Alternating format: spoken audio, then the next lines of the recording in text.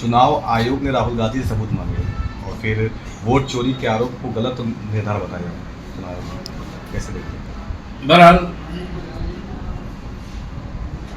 जब मतदाता सूची से नाम काटने का एक जीता जागता उदाहरण है सामने देखिए तो गलत का कोई औचित्य है नहीं। मतदाता सूची से अचानक लाखों लाख वोट बढ़ा दिए जाते हैं, लाखों लाख वोट घटा दिए जाते हैं। एक एक विधानसभा में ऐसा होता है तो स्वाभाविक रूप से कहीं ना कहीं घालमेल तो है। निर्वाचन आयोग को इस पर नजर रखनी चाहिए और जो इस तरीके से घपलेबाजी हो रही है, कहाँ से हो रही है, किस स्तर पर हो रही है, उस पर कड़ी कार्रवाई होनी चाहिए।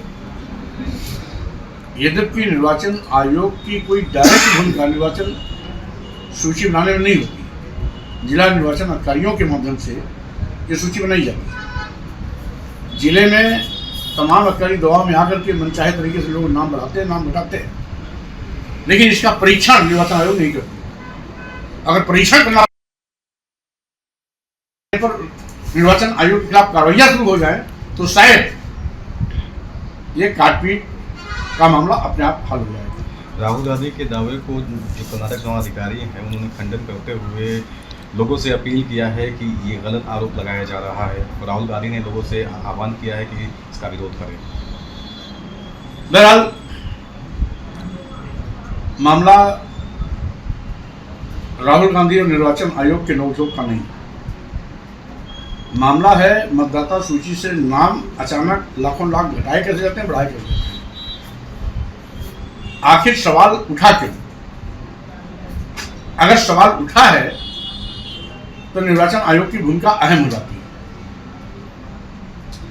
अगर आरोप झूठा भी है तो भी जांच होनी चाहिए। इसलिए निर्वाचन आयोग को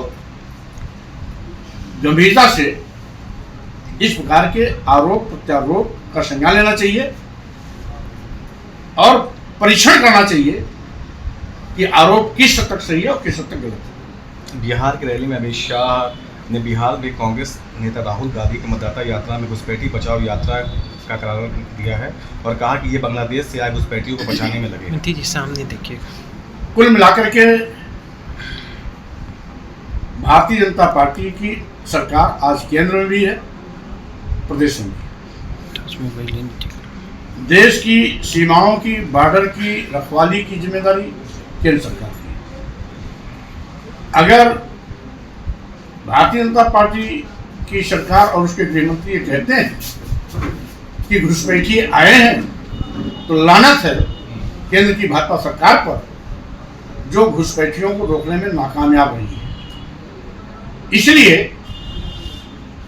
भारतीय जनता पार्टी सरकार को चुल्लू भर पानी में डूब के मरना चाहिए। सरकार को इस्तीफा देना चाहिए कि बॉर्डर सीमा की चौकसी इतनी कमजोर कैसे कि घुसपैठ करने में कामयाब हो। तो स्वाभाविक रूप से यह सवाल तो माननीय गृह मंत्री जी को स्वयं कटघरे में खड़ा करता है। ये राहुल गांधी पर तंज नहीं है, ये सरकार स्वयं कटघरे में खड़ी हो रही है। अगर घुसपैठिया है तो कैसे है? बॉर्डर की चौकसी की जिम्मेदारी किसकी? केंद्र सरकार सो रही थी क्या? या केंद्र सरकार कोई मिली भगत थी क्या जो घुसपैठिया आ गए? तो स्वाभाविक रूप से अगर घुसपैठिया है तो इससे तो केंद्र सरकार खुद ही कटघरे में खड़ी हो गई। बीजेपी के पूर्व सांसद पाठक ने कहा है कि अगर भारत में नेपाल जैसी क्रांति हुई तो राहुल और अखिलेश सिंह जा दिए जाएंगे। बहरहाल अगर मगर में मैं विश्वास नहीं करता हूँ। भारत का लोकतंत्र बहुत मजबूत लोकतंत्र है। अभी तक लोकतांत्रिक तरीके से ही सत्ता आई है, सत्ता गई है। हमें विश्वास है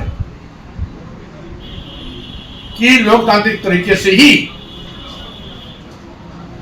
आज जिस तरीके से भाजपा की डबल इंजन सरकार से बड़े पैमाने पर आक्रोश है, उसको देखते हुए आने वाले समय में भाजपा की विदाई होनी तय है। आप हुए क्या कहते हैं? आज चूंकि अपनी जनता पार्टी का पूरे भ्रमण का कार्यक्रम पूरे प्रदेश पर बनाया गया है। अपनी जनता पार्टी ने संविधान सम्मान जल्दी दूर यात्रा के माध्यम से प्रदेश व्यापी दौरे के कार्यक्रम के तहत आज 6वें चरण में मैं मऊ जनपद आया हूं। 6वें चरण की यात्रा कल बलिया होते हुए 21 को आजमगढ़ पहुंचेगी और जब आजमगढ़ पहुंचेंगे तो हमारे 42 जिले के दौरे पूरे हो चुके होंगे। इसके बाद हम बुंदेलखंड और फिर उसके बाद पश्चिमी उत्तर प्रदेश में प्रवेश करेंगे। क्या उद्देश्य है इस यात्रा का? भाजपा की डबल इंजन सरकार जिस तरीके से जनता से वादाखिलाफी की, गलत नीतियों के चलते बड़े पैमाने पर बेरोजगारी बढ़ी, गरीबी बढ़ी, महंगाई आसमान पर है, किसानों से वादाखिलाफी किया, लाभकारी मूल्य अब तक नहीं मिला, उनके उत्पाद का न्यूनतम समर्थन मूल्य घोषित नहीं किया गया, 27,700 स्कूल बंदी कगार पर हैं, हर 400-500 मीटर पर शराब की दुकानें खुलती जा रही हैं, लेकिन स्कूल बंद होने की नौबत आ चुकी है। यही नहीं, आज पूरा उत्तर प्रदेश का कानून व्यवस्था ध्वस्त हो चुका है, प्रदेश जंगल राज बन गया है, गुंडे माफिया अपराधी बेवकूफ कानून की धज्जियां उड़ा रहे हैं। यहाँ तक कि आए गए दिन दलित आदिवासी पिछड़े समाज के किसी न किसी नौजवान की हत्या होना, बहन बेटियों को बलात्कार दुराचार का शिकार बनाया जाना आम हो गया है। और यहाँ तक कि सरकार तो इतनी बेशर्म हो गई है कि अपराधियों के खिलाफ कार्रवाई करने के बजाय वो अपराधियों को बचाने में पूरी ताकत लगाती है। और अब तो केवल जंगल राज था जिससे प्रदेश की जनता प्रभावित थी, अब तो सरकार भी अराजकता की शिकार हो गई है।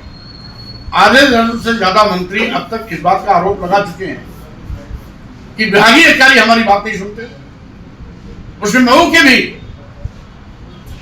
एक उत्तर प्रदेश सरकार में मंत्री हैं जो पहले IAS भी रहे, उन्होंने भी अपने इस पीड़ा को सार्वजनिक बयान किया है। तो स्वाभाविक रूप से जिस सरकार के मंत्री इस बात करना होते हैं कि अधिकारी हमारी बात नहीं सुनता, आम जनता का क्या पुरुषा हाल होता होगा, इसका अंदाजा लगाया जा सकता है। अच्छा, आप पे कई बार हमले भी हुए हैं, क्या लगता है इसके पीछे कौन है? हमले हो रहे हैं, हमला और लगातार धमकी दे रहे हैं, कोई सुपारी दे रहा है, कोई 51 करोड़, कोई 50 करोड़, कोई 25 करोड़, कोई 1 करोड़, कोई 2 करोड़। स्वाभाविक रूप से ऐसी भाषा बोलने के बावजूद भी अगर सुरक्षित है, उनके खिलाफ कोई कानूनी कार्रवाई नहीं हो रही है, तो इसका मतलब है वो सत्ता पद से संरक्षित गुंडे माफिया अपराधी हैं जो इस प्रकार की लगातार धमकियां दे रहे हैं।